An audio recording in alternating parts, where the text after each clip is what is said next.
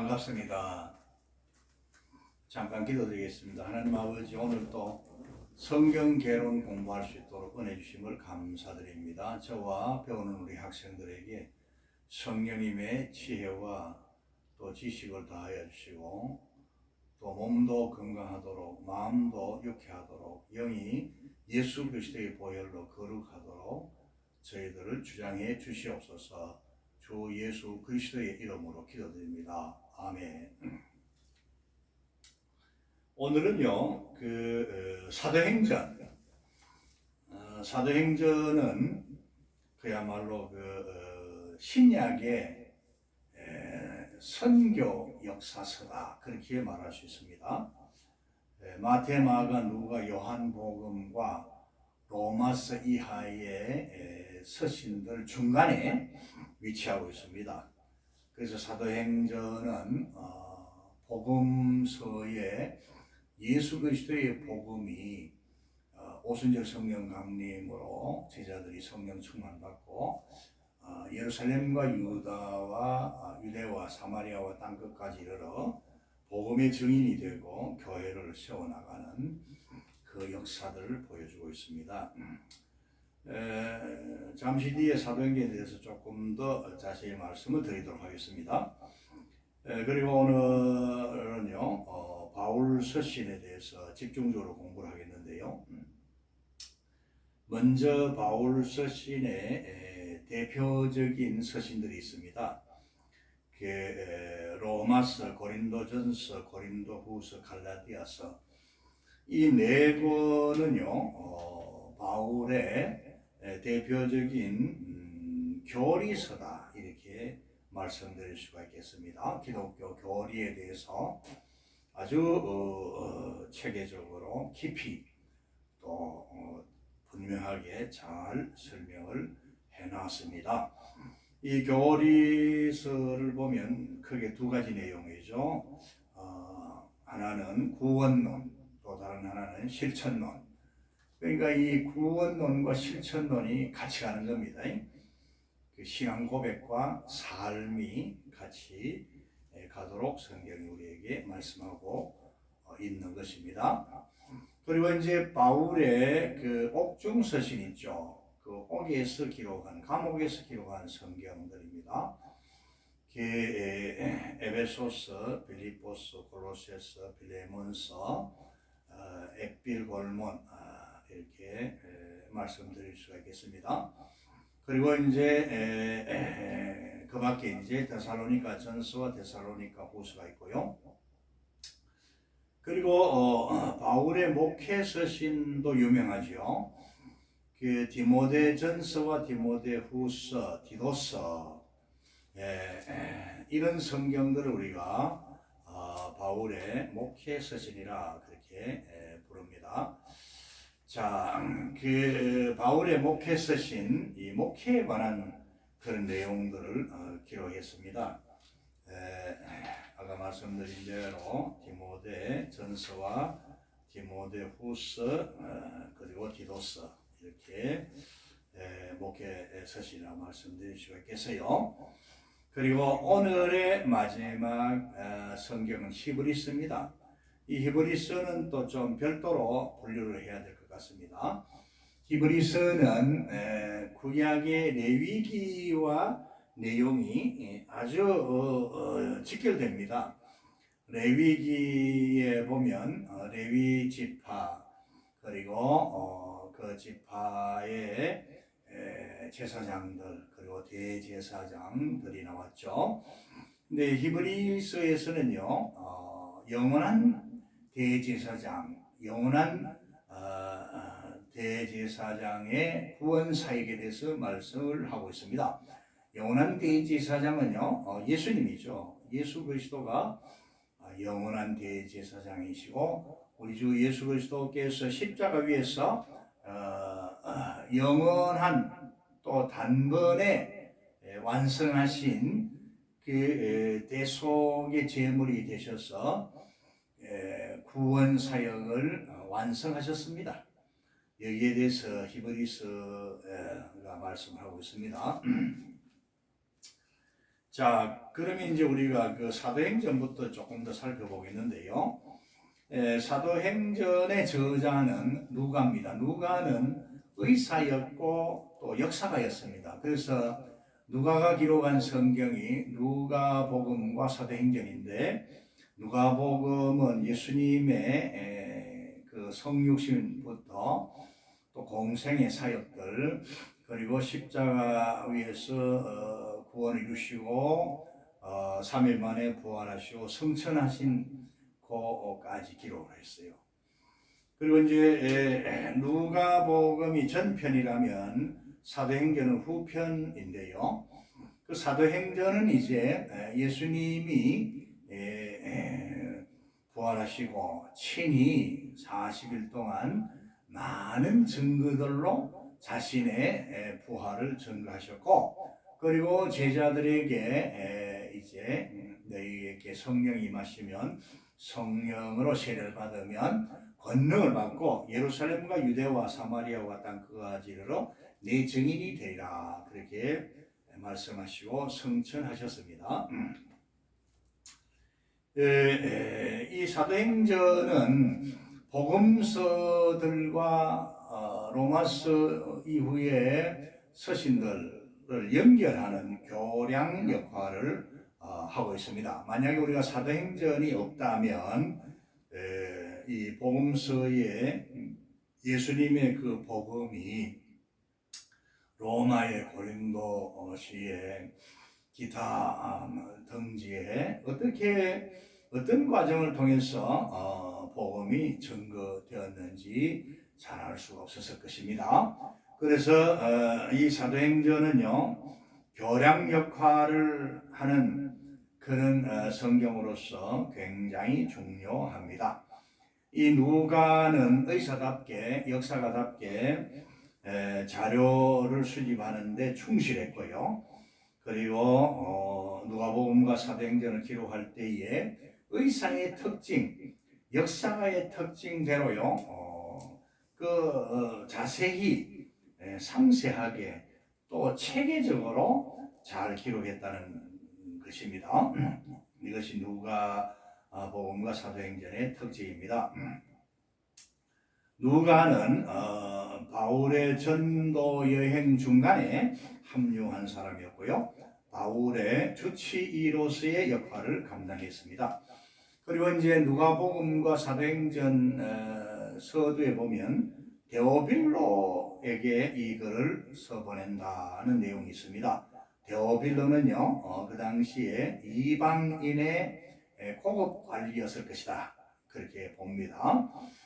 그러면 이미 이제 이방인들 가운데서도 상당수가, 그리고 또 고관들 중에서도 부자들도, 권리를 가진 사람들도, 지식인들도 예수 그리스도를 믿고 하나님을 섬기고 성령으로 거듭나서 하나님의 자녀들이 된 역사를 우리가 짐작해 볼 수 있습니다.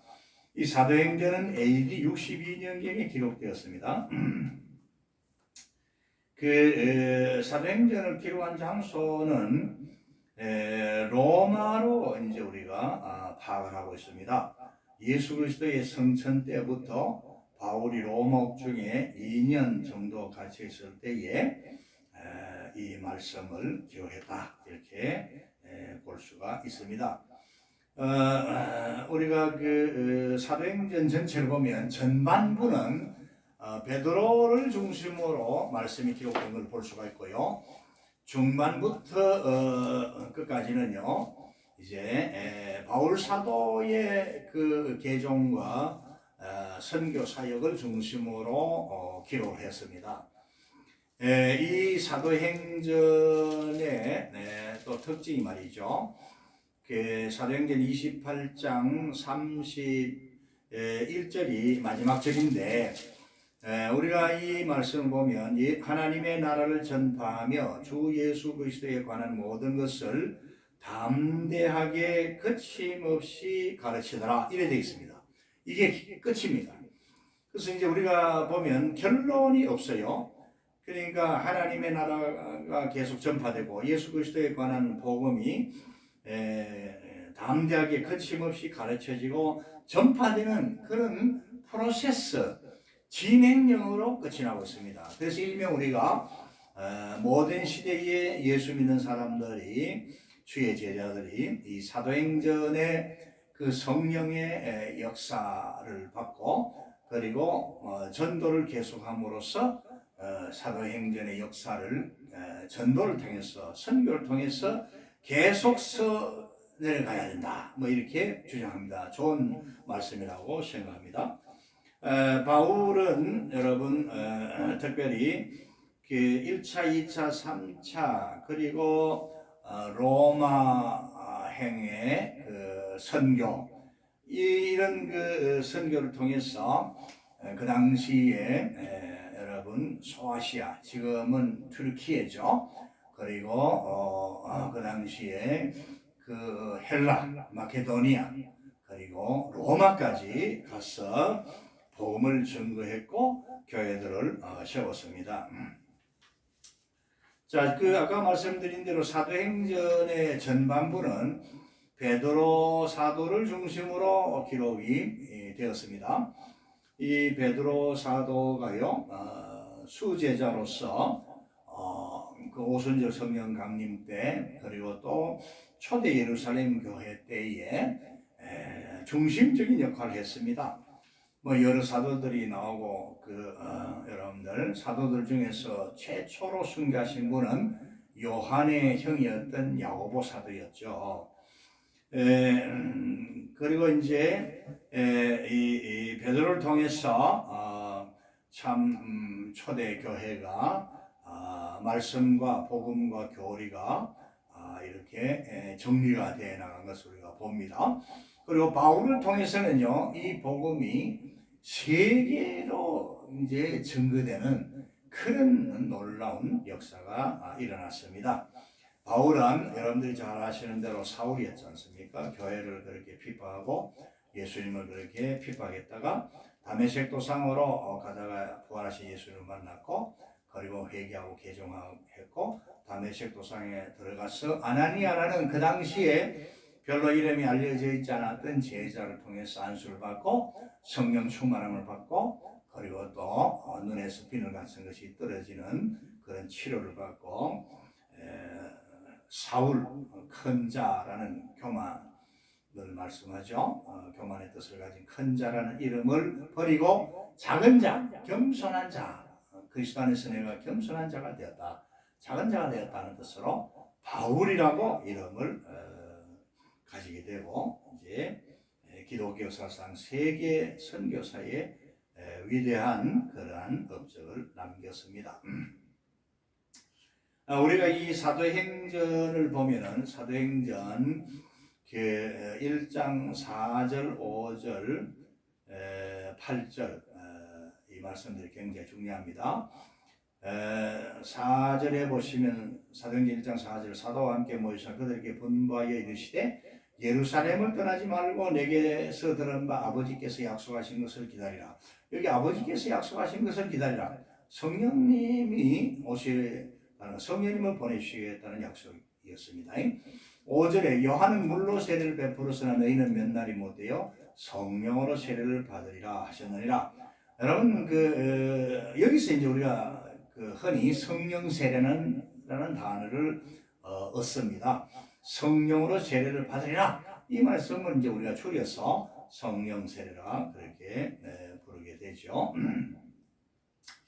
그리고 이제 사도행전 2장 1절에서 4절까지 보면 오순절 날이 이미름에 성령님이 혼련히 하늘로부터 급하고 강한 바람 같은 소리로 임재하셔서 거기에 모여있던 약 120명의 제자들 위에 각각 머리 위에 성령님이 불같이 능력으로 임재하셔서 그들이 방언을 말하고 능력 충만함을 받고 복음의 증인, 예수님의 부활의 증인들이 된 것을 우리가 보게 됩니다. 자, 이런 모든 일에서도 우리가 보면요, 예수님께서 내가 아버지께 가면 보혜사 성령, 다른 성령을 보혜사 성령을 너에게 보내주겠다 약속하셨고, 그 제자들이 예수님의 약속의 말씀 붙들고 그들이 모였던 다락방에 함께 모여서 약 120명이 모였습니다. 오직 다른 거 구하지 않았습니다. 그때는 한 열흘 정도 기도했는데요. 예수님 그 성천부터 오순절 성령 강림까지 한 열흘 정도 걸렸는데 그들이요 더불어 마음을 같이하여 오로지 기도에 힘썼다고 했습니다. 오직 기도에 힘썼습니다. 예수님의 약속의 말씀 붙들고 성령 받기를 하나님의 뜻이 이루어지도록 한마음 한뜻에서 기도드렸다는 겁니다. 그때는 자기의 필요를 따라서 구하지 않았습니다. 뭐 일용할 양식 구하지 않고 뭐 병을 고쳐달라고 기도하지 않고요. 오직 예수님의 약속의 말씀 붙들고 성령 받기 위해서 한마음 한뜻으로 기도드렸다 하는 말씀입니다. 그래서 기도의 종류 중에도 보면요, 프로슈케라는 기도가 있습니다. 헬라어로 프로슈케는요, 하나님의 말씀을 붙들고 하나님의 뜻이 이루어지도록 집중해서 드리는 기도입니다. 자기의 필요를 따라서 구하는 것이 아닙니다. 교회가 이런 그 프로슈케의 기도가 꼭 필요하고요. 그 다음에 또 이제 자기들의 필요를 따라 소원 다른 사람을 위해서 도구의 기도를 또 드릴 수가 있는 것입니다. 자, 그 다음에는 이제 우리가 로마서로 넘어가겠습니다. 그 로마서는 저자가 바울이죠. 로마 교회가 수신자들이었고요. 이 로마서를 바울이 어디서 기록했느냐? 아가야 지방 고린도에서 기록했다는 겁니다. 로마서를 기록한 연대가 주 57년 3차 선교 여행시였다. 그렇게 봅니다. 근데 이제 그 로마서의 여러분 그 내용이 먼저 여러분 로마서는요 교리에 대해서 구원 교리에 대해서 명확하게 기록하고 있습니다. 로마서 중에서도 가장 중심적인 말씀이 로마서 8장입니다. 로마서 8장에 보면 그리스도 예수 안에 있는 자에게는 결코 정죄함이 없다 그렇게 말씀하셨고 예수 그리스도 안에서는 죄로부터 또 율법으로부터 그 완전한 속죄함과 자유함을 입었다. 그렇게 말씀을 하고 있는 것입니다. 그러므로 우리가 예수님을 자신의 구원주로 믿고 영접한다는 것은 예수 그리스도 안에 들어가는 겁니다. 그래서 예수 그리스도께서 대신 그 우리의 모든 죄와 허물에 대한 그 정죄를 받으셨고 심판을 받으셨기 때문에 예수 그리스도 안에 있는 자에게는 하나님의 심판이 임하지 않습니다. 첫째는 모든 죄, 과거, 현재, 미래 모든 죄, 원죄, 자범죄, 여러분 영혼의 죄, 마음의 죄, 육신의 죄까지요 다 사함받는 겁니다, 여러분. 이건 구원입니다, 여러분. 그 다음 두 번째는요, 율법의 요구로부터 우리가 자유함을 입게 되는 것입니다. 왜냐하면 예수님이 율법의 요구를 다 충족시켰기 때문에 그렇습니다. 우리 예수님께서 십자가 위에서 율법의 대표가 십계명 아니겠습니까? 그 십계명의 내용을 요약하면 두 가지입니다. 첫째는 하나님 사랑, 둘째는 이웃 사랑이거든요. 예수님은 이 사랑을 십자가 위에서 다 이루셨습니다. 그 하나님을 사랑하는 비결은요, 마음과 뜻과 정성을 다하고 목숨을 다하여 주 너희 하나님을 제1로 사랑하는 것입니다. 예수님은 성부 하나님, 아버지 하나님을 완전하게 사랑하셨기 때문에 그 십자가 위에서 아버지 뜻대로 대속의 죽음을 주오셨고 율법의 요구를 이루셨습니다. 그리고 율법 그 십계명 보면요, 두 번째 그 내용이 이웃 사랑 아닙니까? 네 부모를 공경하라, 살인하지 말라, 간음하지 말라, 거짓 증거하지 말라, 도둑질하지 말라, 내 이웃의 것을 탐내지 마라. 이것은 전부 이웃 사랑에 대한 계명이거든요. 이웃을 네 몸같이 사랑하라. 그것이 이웃 사랑의 계명인데 예수님은요, 그 이웃 사랑의 계명도 십자가 위에서 완성하셨습니다. 우리를 위해서 대신 죽으셨으니까요. 우리를 위해서 대신 죽으신 그 죽음보다 더 큰 사랑이 어디 있겠습니까? 예수님 자신의 생명과 영혼과 몸을 제물로 다 바치신 겁니다, 하나님 앞에. 그래서 우리를 사랑하시는 그 사랑을 다 완성하셨고 율법의 요구를 다 이루셨습니다. 그래서 이제 우리가 예수님의 그 구원을 말할 때는요, 이중 구원입니다. 하나는 영원한 죄로부터의 대속함, 속죄함 구원이요. 그리고 또 다른 하나는 율법의 욕으로부터 완전한 자유함. 그걸 기억하시기 바랍니다. 그렇다고 해서 우리가 율법을 버리거나 무시해서는 안 되죠. 하나님 주신 모세를 통해서 주신 말씀이기 때문에 구원받은 하나님의 자녀들이 이 땅에 살면서 어떻게 하나님만을 섬기고 어떻게 하나님 기뻐하시는 그런 윤리 생활을 해야 할 것을 이 십계명을 통해서 계명과 윤리와 법도를 통해서 우리가 알게 되고 배우게 되기 때문에 율법이 이제 우리에게 구원을 주지는 않지만은 그리스도 안에서 믿음으로 구원 받았지만 우리의 삶이 예수님을 배우고 본받고 닮아가는 그런 삶을 살아가야 됩니다. 그러므로 율법은 우리 신앙생활의 윤리와 지침이 된다는 걸 기억하시기 바랍니다. 자, 그렇게 해서 이제 여러분 하나님의 영, 그리스도의 영, 그 성령님이 우리 안에 계실 때에 우리는 하나님의 자녀들이 된 것이고 또 예수 그리스도의 참 제자들이 된 것입니다. 성령님은 그 로마서 8장에 보시면요, 우리의 영혼으로 하여금 하나님을 향해서 아바 아버지라 부르짖게 하신다 그랬어요.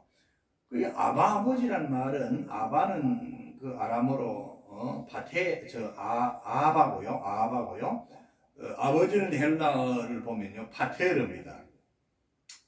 그래서 우리말 아빠 아버지는요 그 원문을 보면은 아바 파테르로 되어 있습니다. 아바는 아빠예요. 아람어로 아빠를 아바라 그럽니다. 헬라어로 파테르는 아버지입니다. 왜 이렇게 아람어 헬라어로 기록됐을까? 여러분 한번 생각해 보셨습니까? 이것은요 모든 언어와 민족을 초월해서 예수 그리스도를 믿고 성령님을 모신 사람들은 하나님을 향해서 아빠라 혹은 아버지라 부를 수 있다는 것입니다. 그리고 이제 성령님께서는요 우리 안에 계시면서 우리를 위해서요 늘 기도해 주신다 그랬습니다. 이와 같이 성령도 로마서 8장 26절입니다. 성령도 우리의 연약함을 도우신다 그랬어요. 우리가 마땅히 기도할 걸 알지 못하지만 오직 성령님이 말할 수 없는 탄식으로 우리를 위하여 친히 간구해 주신다. 이래 말씀합니다. 여러분. 나는 잠을 잘 때도요 성령님은 졸지도 주무시지 않으시면서 우리가 실족하지 않도록 탄식하시면서 우리가 참 하나님의 말씀을 알긴 알아도 행하지 못하고 또 깨닫지도 못하니까 성령이 보실 때에 참 우리가 불쌍한 사람들 있죠. 그래서 우리를 위해서 탄식하시면서 우리를 위해서 기도해 주신다. 그렇게 말씀하십니다. 성령님은요 하나님의 뜻대로 우리를 위해서 기도해 주신다. 그렇게 말씀합니다. 그래서 로마서 8장 28절 유명한 말씀요. 우리가 얼간이고 하나님을 사랑하는 자 꼭 그의 뜻대로 부르심을 입은 자들에게는 모든 것이 합력하여 선을 이루느니라. 저절로 선이 되는 거 아닙니다. 우리가 노력한다고 선을 이루는 거 아닙니다. 하나님 아버지께서 성령을 통해서 예수님의 이름과 권능을 통해서 우리를 깨닫게 하시고 회개하게 하시고 의의 길로 구원의 길로 하나님의 나라로 인도해 가기 때문에 하나님의 은혜와 능력으로 성령의 역사로 그리스도의 공로로 모든 것이 합력하여 선이 되게 하시는 겁니다. 그래서 우리는 하나님을 찬양해야 될 것이고요.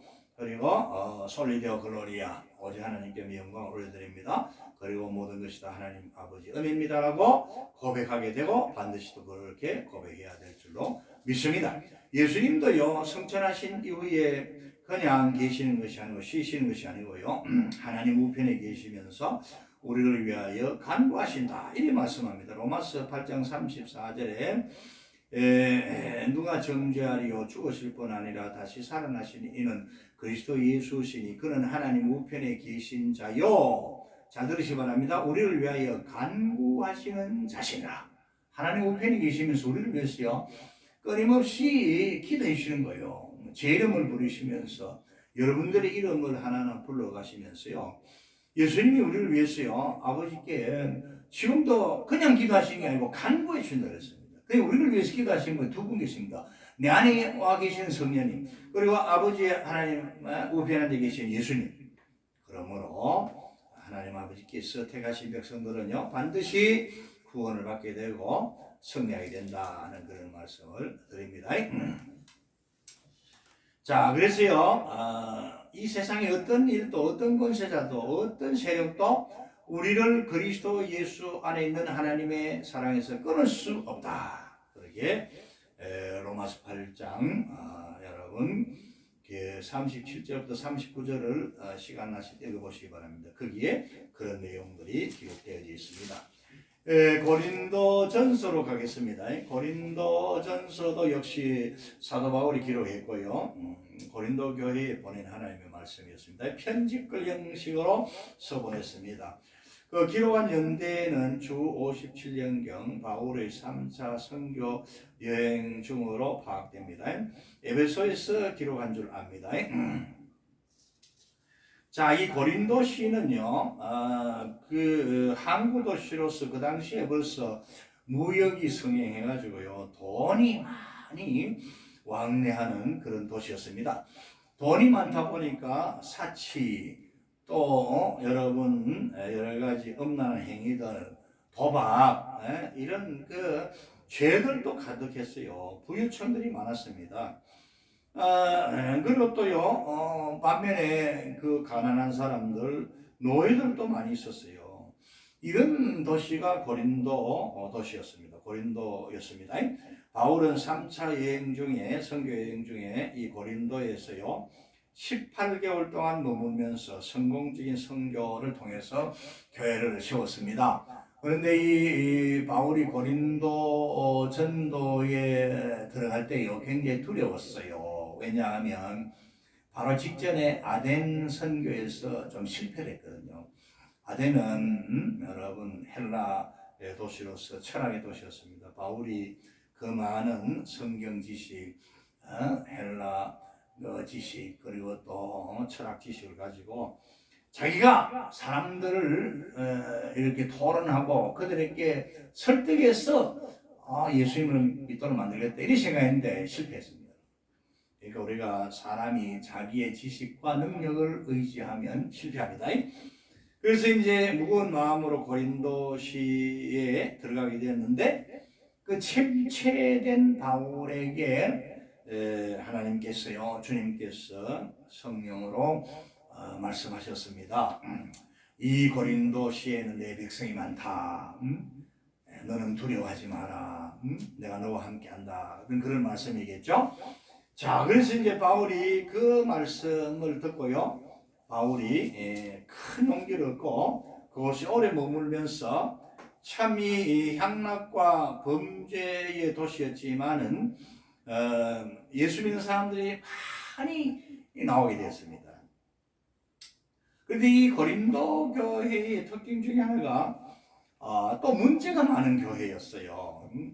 고린도 교회는 참 어떤 사람들은 그렇게 볼지도 모릅니다. 저게 교회냐, 저게 목사냐, 저게 장로냐, 그렇게 정죄할 수 있어요. 그런데 하나님께서는 그렇게 문제가 많은 고린도 교회였지만은 하나님의 교회라고 불렀습니다. 우리가 이걸 잘 알아야 됩니다. 남을 정죄하면 안 됩니다. 자, 그래서 고린도전서 1장 1절과 2절에 보시면 이렇게 말씀하고 있어요. 하나님의 뜻을 따라 그리스도 예수의 사도로 부르심을 받은 바울과 형제 소스데네는 2절 고린도에 있는 하나님의 교회를 했습니다. 고린도 교회는 하나님의 교회예요. 곧 그리스도 예수 안에서 거룩하여지고 성도라 부르심을 받은 자들이라고 했습니다. 그렇게 문제 많은 교회였고 성도였음에도 불구하고 계속해서요, 또 각처에서 우리의 주 곧 그들과 우리의 주 대신 예수 그리스도의 이름을 부르는 모든 자들에게 바울이 축복하고 있습니다. 고린도 교회 성도들을 향해서 모든 또 각처에 있는 성도들을 향해서요 축복했습니다. 3절에 보십니다.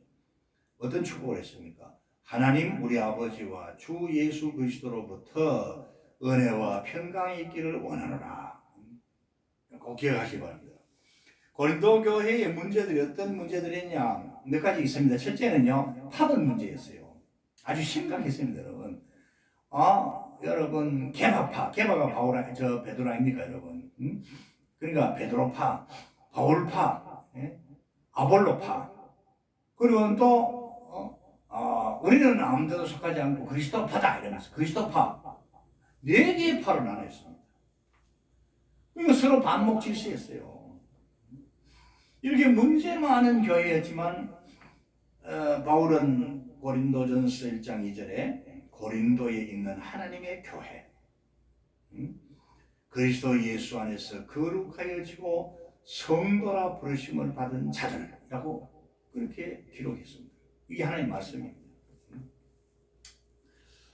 두 번째로요, 이 고린도 교회는요, 어떤 문제가 있었냐면은 음행의 문제가 있었어요. 그 아버지의 첩, 그러니까 뭐 첩이지더라도 아버지의 세컨드, 서드, 그 아버지 아내잖아요. 아버지의 첩이잖아요. 그런데 그 아들이 말이죠, 아버지의 첩과 동거생활하는 거예요. 이거는 정말 참 엄란한 행위의 극치였죠. 그래서 이 음행의 문제가 있었고요. 또 세 번째는요, 고린도 교회는요, 은사 문제로 시끌벅적했습니다. 여러분. 방언이 최고다. 아마. 근데 여러분, 고린도전서 12장에 보면 사도 바울이 그 9가지 은사, 성령의 9가지 은사를 말씀하실 때에 방언은 여러분 8번째, 통변은 9번째 나옵니다. 그 순서가 중요한 거예요. 왜냐하면 앞에 나온 것이 더 중요하다는 얘기입니다, 여러분. 다 하나님 은혜고 다 귀중하지만 순서가 있다는 겁니다, 여러분. 그래서 성령의 9가지 은사를 보면 어떻습니까? 지혜의 말씀, 지식의 말씀, 믿음의 은사, 병 고침의 은사, 능력의 행함, 예언의 은사, 영분별 은사. 그 다음에 8번째 나오는 게 방언의 은사. 그리고 그러니까 8번째 각종 방언을 말함. 그리고 9번째가 방언들 통변함이거든요. 이 순서가 그걸 된 겁니다, 여러분. 방언은요, 사도행전 2장 오순절 성령님 때 주신 외국어 방언이 있고요, 고린도전서 12장에 기록된 영적 방언이 있습니다. 이 영적 방언은요, 개인의 유익을 위해서 하나님 주셨어요. 방언의 은사를 받은 사람들은 오래 기도할 수 있어요. 옆에 사람이 무슨 말로 기도하는지 비밀리에, 그러니까 옆에 사람은 알아듣지 못하잖아요. 그 비밀리 하나님 앞에 기도할 수 있는 그런 장점이 있어요. 근데 이 하나님 주신 이 은사를 가지고 교만해가지고 말이죠. 나는 방언 받았다. 그러니까 교회에서 뭐 말씀을 증거하는 목사님들을 무시하거나 장로님들을 무시하면 안 됩니다, 여러분. 얼마나 교만한 일입니까, 여러분. 은사 중에 첫째가 지혜의 말씀 은사입니다, 여러분. 둘째가 여러분 지식의 말씀 은사입니다. 첫째와 둘째가 말씀입니다, 여러분. 왜 말씀을 무시합니까, 여러분? 자, 여러분, 그걸 꼭 기억하셔야 됩니다.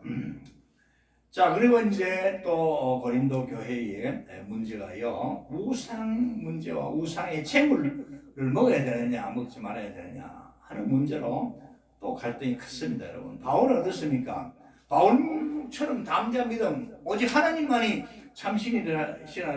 신이시라는 그런 높은 차원의 믿음 같으면요, 뭐 우상께 귀신에게 제사 지냈다 안 지냈다 그거 인정 안 합니다. 그러면 뭐냐, 위생적으로 깨끗하면 먹을 수 있는 거죠. 뭐 바울은 이런 음식에 자유했습니다. 그런데 이제 믿음이 약한 사람들은 혹시라도요, 그 믿음이 강한 분들이 그 귀신에게 우상에게 제사 지냈던 음식은 아무런 거리낌 없이 그런 귀신들 아무도 아니다. 하나님만이 참신이시다. 하나님만이 절대자이시다. 이 믿음 가지고 먹는 사람들을 보고 시험에 들 수 있다. 그런 경우입니다. 그래서 바울은요, 어떻게 하십니까? 다른 사람에게 유익하지 않으면 이 제사 음식 먹는 것도 여러분 먹지 않겠다 그랬습니다. 그러니까 바울의 그 믿음, 그 인격 정신은 뭡니까? 하나님께 영광 올려드리는 것이 첫째고, 그리고 교회와 다른 성도들에게 유익을 끼치는 게 중요한 거예요. 이걸 우리가 배워야 될 줄로 믿습니다. 자, 그렇게 이제 고린도전서, 그 다음에 이제 고린도 후서로 넘어가겠습니다. 그 고린도 후서도 역시 저자가 바울이었고요. AD 57년경에 기록했고요. 기록된 장소는 마케도니아, 그리고 수신교회도 역시 고린도 교회였습니다.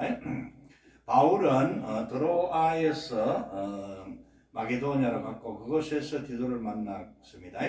디도는 고린도 교인들이 바울의 편지를 받고 퍽 좋아졌다는 기쁜 소식을 듣게 되었습니다. 그러나 아직도 필요한 말이 있었기 때문에 첨가해서 기록한 것이 고린도 후서다, 이 말씀입니다.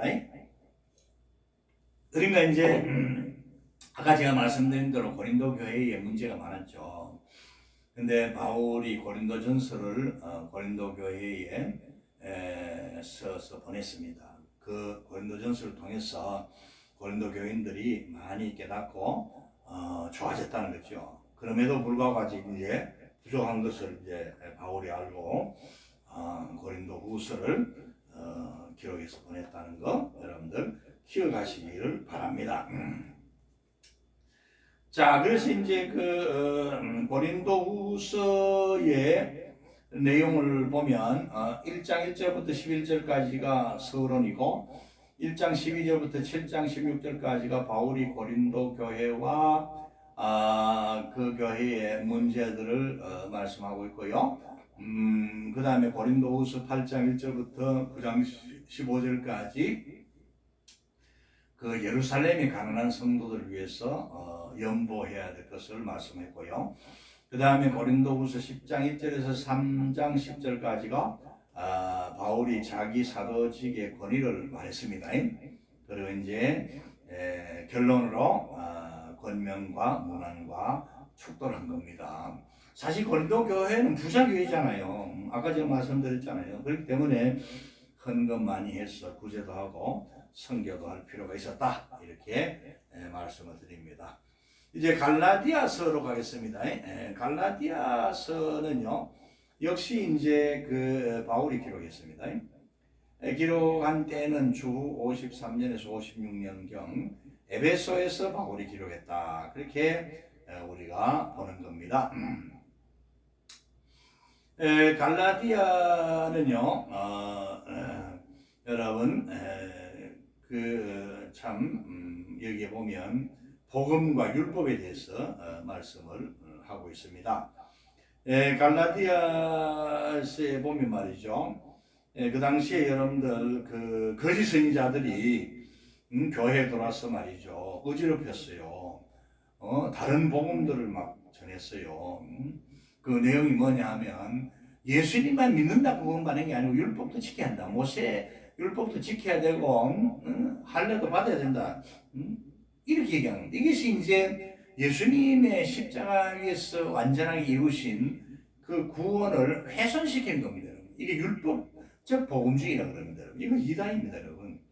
그 다음에 금욕주의, 고생하고 고난을 받고 몸을 학대해야 구원받는다. 이것도 아니잖아요. 믿음을 구원받는 거죠.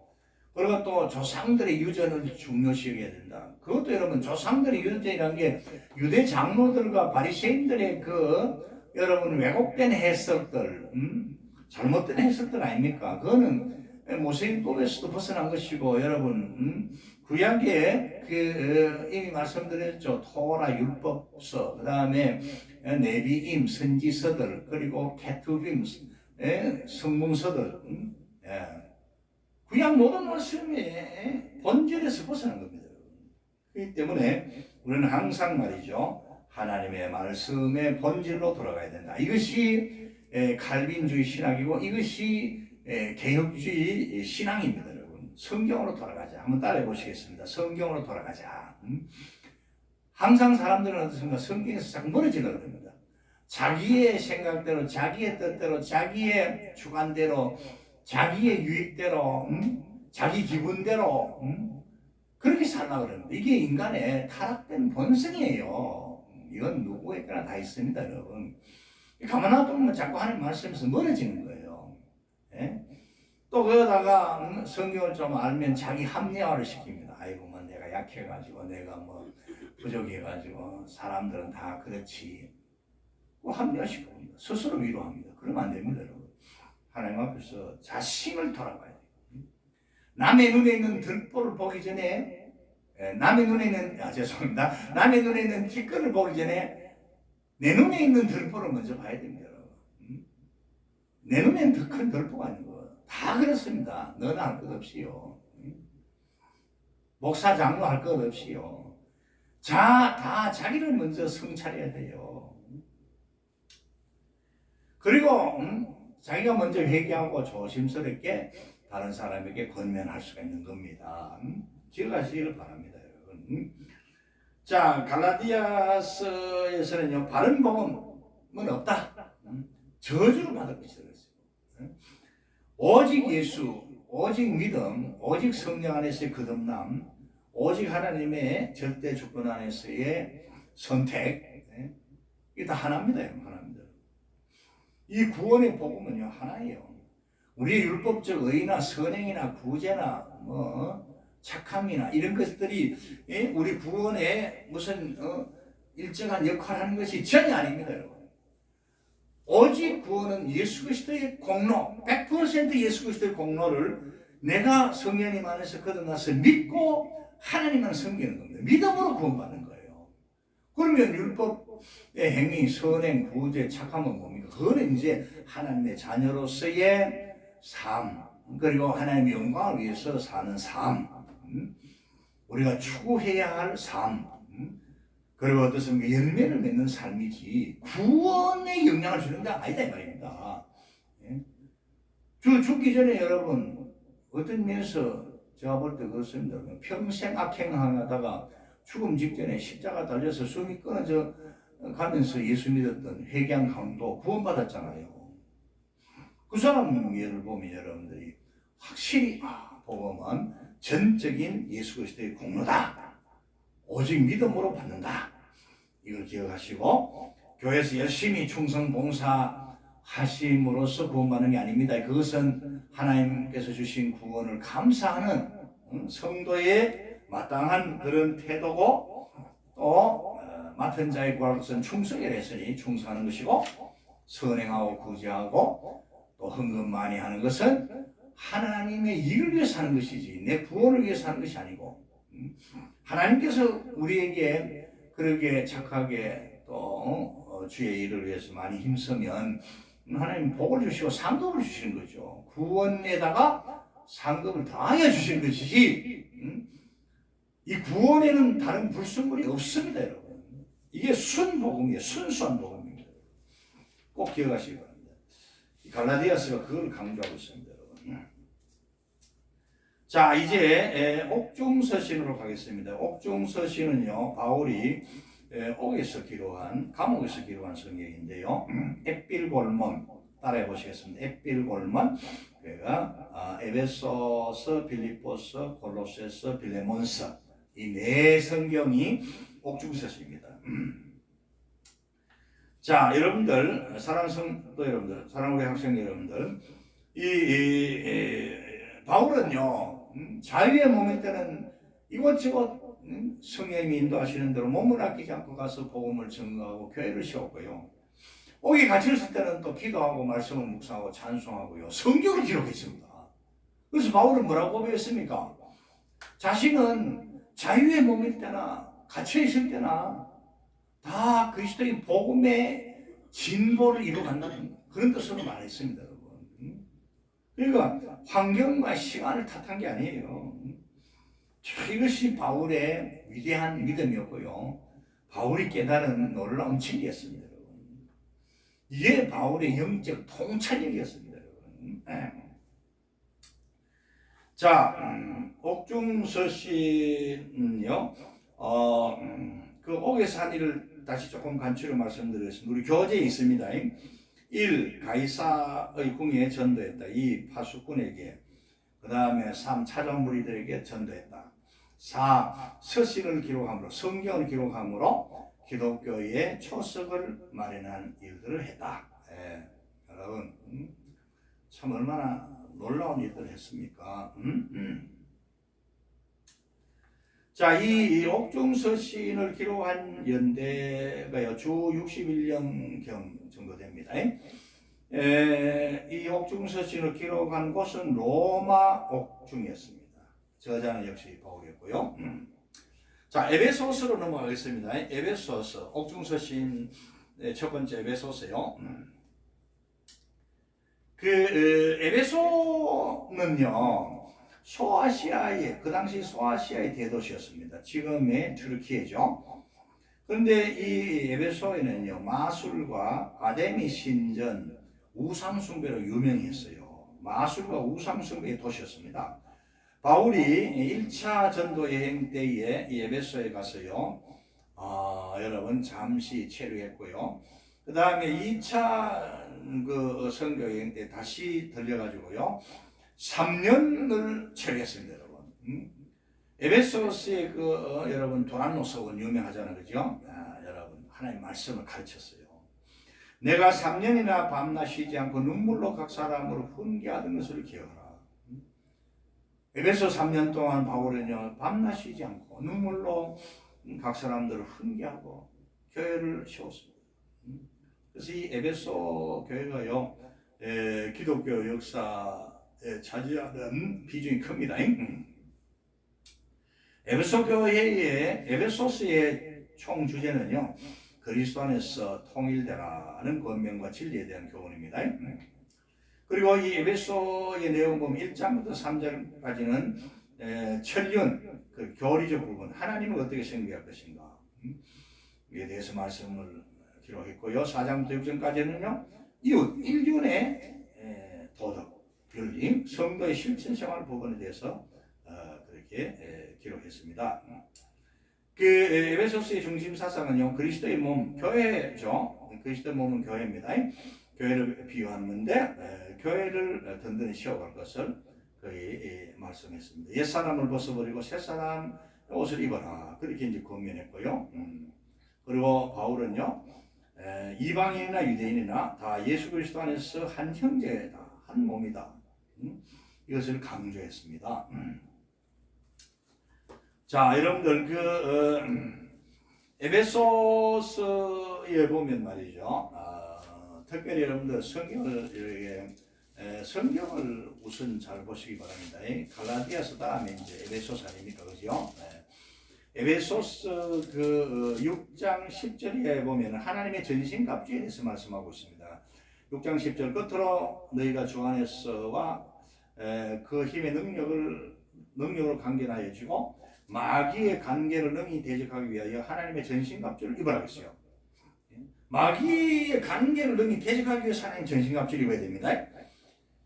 우리의 씨름은 혈과 육을 상대하는 것이 아니라 우리가 보면 어떻습니까? 혈과 육으로 많이 싸우잖아요. 부부간에도 그렇고, 사람과 사람 사이에도 그렇고, 직장에서도 그렇고, 교회에서도 그렇고, 혈과 육을 상대로 싸우고 있습니다. 따져보면 그거 아무것도 아니고요. 따져보면 어떻습니까? 혈과 육에 가는 거거든요. 영적인 싸움보다도요. 말은 영적인 싸움이지만 다 어떻습니까? 자기 이기심에서, 혈기에서, 자기 정욕에서, 자기 욕심에서 나오는 거예요. 그래서 우리가 시험에 자꾸 넘어지기도 하는데요. 여러분, 우리 하나님의 전신갑주를 입어서 승리를 해야 됩니다. 하나님의 전신갑주를 입고 악의 영들을 상대해서 대적하고 모든 일을 행한 후에 우리가 능히 굳건하게 서기 위해서 이 하나님의 전신갑주 입어야 되는데, 우리 몸은 그냥 옷을 입지만, 천으로 된 거, 가죽으로 된 거, 옷을 입지만, 이 하나님의 옷은요, 영적인 거예요. 머리에 구원의 투구 쓰고 구원의 확신입니다. 가슴에 의의 흉패를 붙이고 의로운 생각입니다. 허리에 진리의 띠를 띠고 진실의 띠를 띠고 일하고 서로 대하고 교회에서도 봉사해야 된다는 거죠. 그래서 발에 복음의 평안의 신을 신고 다니라 했습니다. 이 무슨 말입니까? 발로 걸어 다니지 않습니까? 가는 곳마다 평안 샬롬을 전하고 평안을 빌고 복음의 신을 신고 다니면서 복음 전하는 거예요. 그리고 여러분 어떻습니까? 믿음의 방패를 가지고 있잖아요. 악한 사탄이 여러분 우리를 향해서 불화살 쏘대기 때문에 믿음으로 물리쳐야 되거든요. 막아내야 되거든요. 악한 영들의 역사를 막아내야 되거든요. 그리고 또 어떻습니까? 성령의 검 곧 하나님의 말씀을 가지라 했잖아요. 말씀으로서 우리가 영의 양식으로 살고 말씀을 가지고 살고 말씀을 따라 살고 말씀으로 사탄을 물리쳐야 됩니다, 여러분. 예수님도 말씀으로 사탄을 물리치셨지 않습니까, 여러분? 전의 하나님을 시험하지 마라. 사탄을 물러가라. 사람이 떡으로만 살 것이 아니고 하나님의 입으로 나오는 모든 말씀으로 살 것이니라. 여러분 기억하시기 바랍니다, 여러분. 그리고 무시로 항상 말이죠. 시간 정해놓고 하는 것도 중요하지만 무시로 every time, anywhere 언제든지 어디서든지 무시로 성령 안에서 기도하라 했어요. 기도를 쉬지 말라는 거죠. 이것이 하나님의 전신갑주입니다, 여러분. 이 전신갑주 중에 하나도 빼먹지 말고요. 다 챙겨 입으시고요. 늘 내가 구원의 투구를 벗어놓은 게 아닌가, 내가 의의 흉패를 벗어놓은 게 아닌가, 내가 복음의 평안의 신 벗어놓은 게 아닌가, 믿음의 방패를 내려놓은 게 아닌가, 기도를 쉬는 것이 아닌가, 말씀을 떠난 것이 아닌가, 이거 살펴보고 바로바로 채워야 됩니다. 구원의 투구를 벗어나서 바로 써야 돼요. 그래서 이제 이 하나님의 전신갑주 영적인 옷인데 이걸 반드시 우리가 입어야 됩니다. 이게 해야 악한 영을 대적하고 믿음으로 승리할 수 있다. 하나님께 영광을 오래 드릴 수 있다. 그런 말씀이기 때문에 굉장히 중요한 말씀입니다. 그 다음에 이제 빌립보서로 가겠습니다. 빌립보서는요, 여러분들 어떻습니까? 오늘 조금 깁니다. 왜냐하면 좀 길어야 다음 시간을 좀 이렇게 쉽게 끝낼 것일 것 같아요. 다음 시간도 뭐 만만치 않지만 하여튼 이 성경 개론 책 자체 내용이요 6번에 걸쳐서 나누어서 강의하라고 했기 때문에 여러분 성경 66권 다루는 게 아닙니까? 아무리 성경 개론이라도. 그러니까 좀 길 수밖에 없습니다. 이해해 주시기 바랍니다. 할 수 없습니다, 여러분. 최대한 짧게 하고 있습니다, 여러분. 그냥 뭐 장세기, 출애굽기, 레위기 목록만 이어만 금방 끝낼 수 있죠. 이해해 주실 부탁을 드립니다. 또 모든 과목 중에 가장 중요한 것이 성경 아니겠습니까? 그 점을 꼭 이해해 주시기를 부탁을 드리겠습니다. 계속해서 빌립보서를 말씀드리겠습니다. 빌립보서 저자 사도 바울 기록 연대가 주 62, 63년경 이 옥중서십니다. 빌립보 교회는요, 바울이 2차 전도 여행 때 여러분 그 마케도니아 지방, 그러니까 유럽이죠. 소아시아에서 바다 건너가면 바로 여러분 그리스 마케도니아죠, 그죠? 이 마케도니아 지방에 처음 세운 교회입니다. 거기서 참 여러 모함을 받아가 옥에 갇히게 됐고요. 자, 그런데 이제 이 빌립보에서요, 여러분 감옥 간수가 회개하고 전 가족이 예수 믿고 하나님께 돌아왔고요. 여러분 이 빌립보 교회 여러분 어떻습니까? 루디아 자주장사 루디아도요, 바울의 그 거리 전도, 여러분 이런 시장 전도나 이런 전도에서요 바울을 만나게 됐고 바울이 전한 복음을 듣고 예수 믿는 사람이 되었습니다. 그러니까 이 빌립보 교회는요 아주 중요한 가정이 두 가정이 있었어요. 루디아의 가정과 그 다음에 또 여러분 그 빌립보 감옥의 간수, 그 간수가 여러분 옥에 갇힌 바울과 그 일행들이 밤에 막 공문이 옥터가 막 움직이고 막 지진이 일어난 것처럼 이렇게 막 일어나고 막 문이 열려 있는 거 보고 자다가 깨가 보니까 죄수도 다 도망간 줄 알았는데 보니 바울이 뭐라 했습니까? 우리가 여기 있다. 거기서 감동받았잖아요. 그 당시에 간수가 자기가 지키던 죄수들 도망가면 사형당했습니다, 여러분. 목숨에서 살려준 사람 아닙니까? 그래서 급진이 바울과 그 일행들을 자기 집에 초대해서 음식을 대접하고 시켜주고 바울이 전한 복음을 듣고 예수 믿는 사람들이 되었습니다. 이건 하나님이 택한 백성들이에요.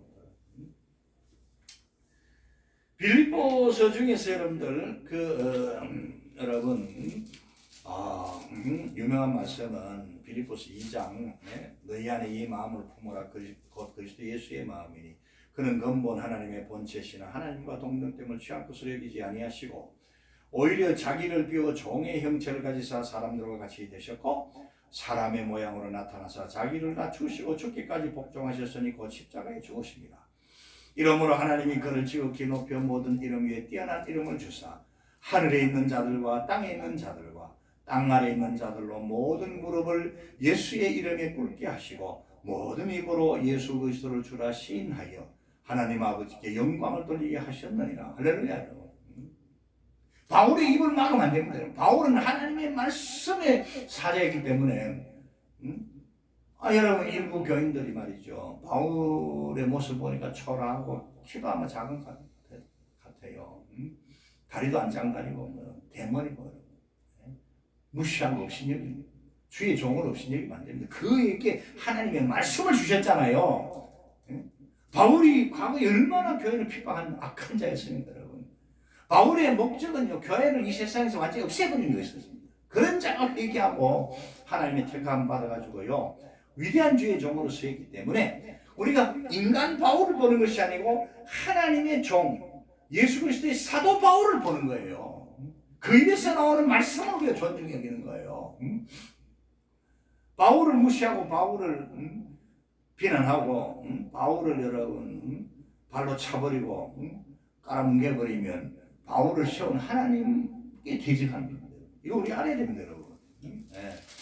자, 여러분. 그리고 또 제가 좋아하는 말씀이 있는데요. 빌립보서 4장, 여러분, 말씀입니다, 여러분. 예? 그러므로 나의 사랑하고 사모하는 형제들, 나의 기쁨이요 멸류관을 사랑하는 자들아, 이와 같이 주 안에서 서라. 내가 유오디아를 권하고 순두개를 권하노니 주 안에서 같은 마음을 품으라. 아마도 이 빌립보 교회에는 여성 파워가 강했던 것 같아요. 그래서 유오디아와 순두개 두 파가 있었는지 모르지만 이 두 사람이 교회에서 굉장히 충성한 사람인데 충성하다 보면 부딪힙니다. 마찰합니다. 그러다 보니까 서로 헤게모니 정타전도 있을 수 있고요. 그러다 보면 나중에는 어떻습니까? 진리로 싸운다 하다 나중에는 뭐 악으로 싸우게 되는 겁니다. 분노하게 되고 뭐 혈기로 싸우게 되고 정욕을 싸우게 되고. 그래서 바울이 두 사람 다 같은 마음을 품어라. 주 안에서 그 앞에 보면요 우리의 시민권이 하늘에 있는지라. 그러니까 그리스도의 십자가의 원수를 행하지 말고 서로 불쌍히 여기고 서로 긍휼히 여기고 하나가 되라. 그런 면으로 그런 말씀으로 권면합니다. 그 이름들이 생명책에 있느니라. 서로 도와라. 주 안에서 항상 기뻐하라. 내가 다시 말하노니 기뻐하라. 너희 관용인 게 용서하고 너그럽게 대하는 거 아닙니까? 그죠? 너희 관용을 모든 사람에게 알게 하라. 주께서 가까우시니라. 그러면서 이제 6절, 7절에 말합니까, 여러분? 기도하겠습니다. 기도는 하나님 주신 명령이고, 하나님 주신 능력이고, 하나님 주신 특권이고, 하나님의 은혜와 능력을 우리에게 내리시는 비결이고 통로입니다, 여러분. 아무것도 염려하지 말고 그 요대와 순두개도요 서로 싸우는 요대와 순두개도요 네가 올리 내가 올리 그 염려하지 말고 아이고 저 인간 저리가 되겠나 이렇게 생각하지 말고 아무것도 염려하지 말고 다만 모든 일에 기도와 간구로 너희 구할 것을 감사함으로 하나님께 아뢰라 그랬어요. 감사함으로 하는 것은 뭡니까? 하나님께서 3년의 선을 이루실 것이 확실하고 또 하나님께서 다 또 합력하여 선을 이룰 것이다. 잘되게 하실 것이라는 그런 소망을 가지고 확신을 가지고 드린 것이 미리 감사드리고 기도드린 거 아닙니까, 여러분?